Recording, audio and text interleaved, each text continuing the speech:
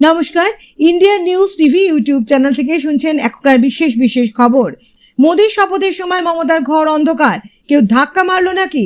2019 সালের লোকসভা নির্বাচনের সময় থেকে মতুয়াগড়ে তৃণমূলের লাগাম আলগা হতে শুরু করে।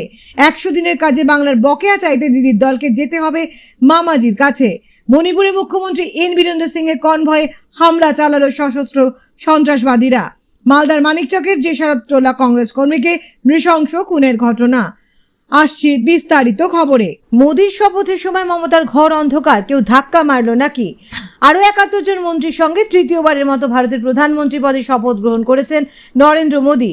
মোদী তার নবগঠিত এনডিএ সরকারের মন্ত্রীরা যখন শপথ নিচ্ছেন, তখন কলকাতার কালীঘাটে অন্ধকারে ডুবেছিল বাংলার মুখ্যমন্ত্রী মমতা বন্দ্যোপাধ্যায়ের বাসভবন।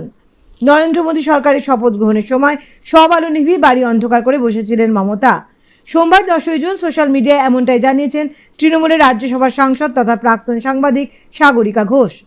তার দাবি, ভোটের ফলে স্পষ্ট ভারতের জনগণ নরেন্দ্র মোদীর নেতৃত্বকে প্রত্যাখ্যান করেছে।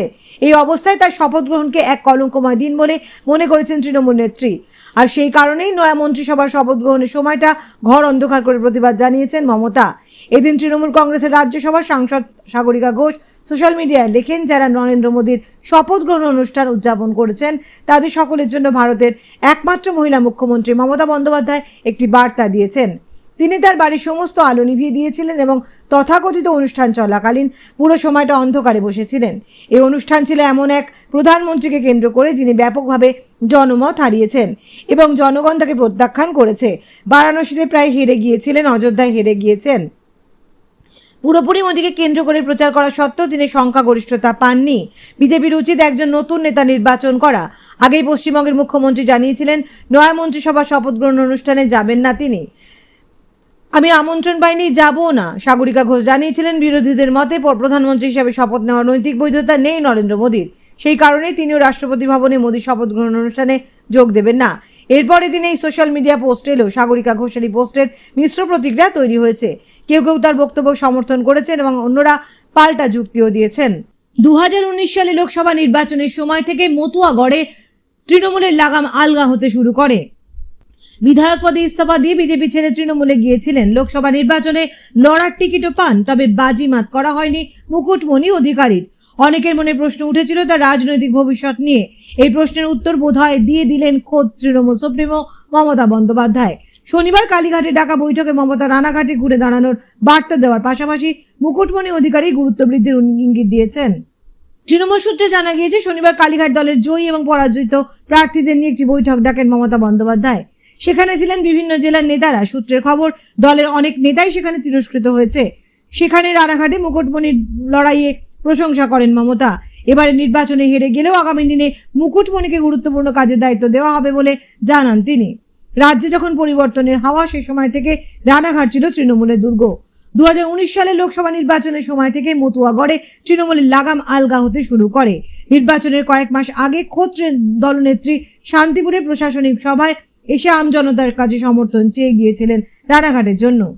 নির্বাচনের আগে বিজেপি ছেড়ে তৃণমূলে যোগদান দেন রানাঘাট দক্ষিণের বিধায়ক মুকুটমণি অধিকারী। মতুয়া সমাজে বিজেপির অন্যতম পোস্টার বয় মুকুটমণি যোগদানে মতুয়াগড়ে বিজেপিকে অনেকটাই ধাক্কা দেওয়া যাবে বলে আশাবাদী ছিল তৃণমূল। তবে শেষ হাসি হাসে বিজেপি। একমাত্র নবদ্বীপ ছাড়া বাকি 6টি বিধানসভা আসনে বড় ব্যবধানে পিছিয়ে রয়েছে তৃণমূল। উপনির্বাচনে জিতলেও শান্তিপুরে তৃণমূল পিছিয়ে রয়েছে প্রায় 30,000 ভোটের ব্যবধানে। বড় ব্যবধানে তৃণমূল পিছিয়ে রয়েছে মুকুটমণিকে ছেড়ে আসার রানাঘাট দক্ষিণ বিধানসভা কেন্দ্র। গত লোকসভা নির্বাচনের পর একাধিকবার রানাঘাটে তৃণমূলের জেলা স্তরে বদল ঘটেছে, তবু রানাঘাট লোকসভা ভোটে বিজেপির সঙ্গে লড়াইয়ে পিছিয়ে পড়ার ছবি বদলায়নি। একাধিক দাপুটের নেতৃত্বে উপস্থিত সত্ত্বেও রানাঘাটে কেন বারবার বিপর্যয় এড়ানো যাচ্ছে না, সেই প্রশ্ন বারবার উঠেছে। অনেকেই এর পেছনে বিজেপি হাওয়াকে দাবি করলেও দলের অভিজ্ঞ এবং দাপুটের নেতারা কেন সেই হাওয়া ঠেকাতে পারছেন না, সেই প্রশ্ন তুলেছে। এমন পরিস্থিতিতে বিজেপি ছেড়ে আসা মুকুটমণিকে বাড়তি দায়িত্ব দেওয়ার ইঙ্গিত বহন করছে বলে মনে করছেন স্থানীয় তৃণমূল নেতৃত্ব। তৃণমূল সূত্রে জানা গেছে, রানাঘাটে তৃণমূলের গোষ্ঠীদ্বন্দ্বের কথাও কারোর অজানা নয়। নির্বাচনে তার ছাপ পড়েছে বলে দাবি অনেকের। দলের একাংশের দাবি, এবার জয়ের অনুকূল পরিস্থিতি ছিল, তবে তা ভোট বাক্স পর্যন্ত নিয়ে যাওয়া যায়নি। মুকুটমণির দায়িত্ব বাড়লে সেই দ্বন্দ্বে খানিক হলেও লাগাম দেওয়া যাবে বলে ওয়াকিবহাল মহলের ধারণা। কারণ মুকুটমণির দলের নতুন এবং এই গোষ্ঠীর কাছেই তার গ্রহণযোগ্যতা রয়েছে। 100 দিনের কাছে বাংলার বকেয়া চাইতে দিদির দলকে যেতে হবে মামাজির কাছে। তৃতীয় নরেন্দ্র মোদী সরকারের মন্ত্রক বন্টন হয়েছে সোমবার। তাতে অনেকে যেমন পুরনো দায়িত্ব পেয়েছেন, তেমন অনেকেরই মন্ত্রক বদল হয়েছে। দেখা যাচ্ছে গিরিরাজ সিংহের জায়গায় গ্রাম উন্নয়ন মন্ত্রকে দায়িত্ব দেওয়া হয়েছে মধ্যপ্রদেশের প্রাক্তন মুখ্যমন্ত্রী শিবরাজ সিংহ চৌহানকে। ফলে বাংলা শাসক দল তৃণমূলকে এবার 100 দিনের কাজের বকেয়া টাকা চাইতে গিরিরাজের বদলে যেতে হবে শিবরাজ তথা মামাজির। মধ্যপ্রদেশের রাজনীতিতে শিবরাজ মামাজি নামেই পরিচিত তার কাছে। 100 দিনের কাজের প্রকল্প তথা রেগা কেন্দ্রীয় গ্রাম উন্নয়ন মন্ত্রকের অধীন। লোকসভা ভোটের প্রচারেও বাংলার কেন্দ্রীয় বঞ্চনার কথা তুলে ধরেছিলেন মমতা বন্দ্যোপাধ্যায়, অভিষেক বন্দ্যোপাধ্যায়রা। তৃণমূলের তরফে এও বলা হয়েছিল বাংলার বকেয়া পাওনার দাবিকে লোকসভা ভোটের পরে আন্দোলন শুরু হবে। সেই আন্দোলন এবার পৌঁছবে শিবরাজের দুয়ারে। গিরিরাজকে এবার অপেক্ষাকৃত কম গুরুত্বপূর্ণ মন্ত্রক দেওয়া হয়েছে, তাকে বস্ত্র মন্ত্রকের দায়িত্ব দিয়েছেন মোদী। দ্বিতীয় মোদী সরকারের সময় গিরিরাজের হাতে ছিল গ্রাম উন্নয়ন পঞ্চায়েত রাজ মন্ত্রক। এবার পঞ্চায়েত রাজ মন্ত্রক গিয়েছে শরিক দল জনতা দল ইউনাইটেডের হাতে। নীতিশ কুমারের দলের সাংসদ রাজীব রঞ্জন সিং পেয়েছেন এই দায়িত্ব। বাংলার বকেয়া নিয়ে গিরিরাজের সঙ্গে টক্কর চলছিল তৃণমূলের। একদিকে গিরিরাজের অভিযোগ ছিল তৃণমূল হিসাব দিচ্ছে না বলে নতুন করে তহবিল দেওয়া হচ্ছে না। পাল্টা তৃণমূলের বক্তব্য ছিল গিরিরাজ অসত্য বলছেন। সমস্ত হিসাব কেন্দ্রকে দেওয়া হয়েছে। বাংলার গরিব মানুষকে ভাতে মারতেই টাকা আটকে রেখেছে কেন্দ্র। গিরিরাজের সঙ্গে দিল্লিতে দেখা করে রাজ্য সরকারের বিরুদ্ধে অভিযোগ জানিয়ে এসেছিলেন বিরোধী দলনেতা শুভেন্দু অধিকারীও। মণিপুরের মুখ্যমন্ত্রী এন বীরেন সিং এর কনভয়ে হামলা চালালো সশস্ত্র সন্ত্রাসবাদীরা। হামলায় মুখ্যমন্ত্রী এক নিরাপত্তারক্ষী আহত হয়েছেন বলে জানা গিয়েছে, তবে সুরক্ষিত রয়েছেন মুখ্যমন্ত্রী। জানা গিয়েছে এদিন সকালে মণিপুরের কাঙ্গপোকপি জেলায় মুখ্যমন্ত্রী এন বীরেন সিং এর কনভয়ের উপর হামলা চালায় সশস্ত্র সন্ত্রাসবাদীরা। মুখ্যমন্ত্রীর দপ্তর সূত্রে খবর, ইম্ফল থেকে জিরিরামে যাচ্ছিলেন মুখ্যমন্ত্রী। সকাল 10:30 নাগাদ 37 নম্বর জাতীয় সড়কের উপরে মুখ্যমন্ত্রীর কনভয়ে হামলা চালায় সন্ত্রাসীরা। হামলায় মুখ্যমন্ত্রীর নিরাপত্তার দায়িত্বে থাকা এক রক্ষী আহত হয়েছেন বলেই জানা গিয়েছে। দ্রুত তার চিকিৎসার ব্যবস্থা করা হয়েছে, তবে সুরক্ষিত রয়েছেন মুখ্যমন্ত্রী। এদিকে গোটা ঘটনাকে ঘিরে উত্তেজনা ছড়িয়েছে এলাকায়। মালদার মানিকচকের জেসারত টোলা কংগ্রেস কর্মীকে নৃশংস খুনের ঘটনা। মালদার মানিকচকের জেসারত টোলা কংগ্রেস কর্মীকে নৃশংস খুনের ঘটনার পর এখনো এলাকায় পরিবেশ থমথমে রয়েছে উত্তেজনা। এলাকায় টহল দিচ্ছে পুলিশ। এখনো অভিযুক্তকে গ্রেপ্তার হয়নি।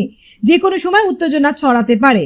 মালদা দক্ষিণ লোকসভা কেন্দ্রের অন্তর্গত মানিকচক বিধানসভার অধীন গোপালপ গ্রাম পঞ্চায়েতের অন্তর্গত জেসারত টোলা কংগ্রেস সমর্থক পরিবারের ওই যুবক চেষ্টা করেছিলেন পুলিশি কেন্দ্রীয় বাহিনী বা মিলিটারিতে চাকরির, সেই মতো প্রস্তুতি নিচ্ছিলেন। বাবা পেশায় কৃষক। শনিবার রাত্রিবেলা বাড়ি ফেরার সময় তাকে রাস্তার ধারে একটি আমবাগানে নৃশংসভাবে খুন করা হয়। ধারালো অস্ত্র দিয়ে একাধিক মানুষ তাকে কোপায়। অভিযোগ ওঠে গোপালপুর গ্রাম পঞ্চায়েতের অঞ্চল তৃণমূল কংগ্রেস সভাপতি নাসির শেখ ও তার দলবলের বিরুদ্ধে।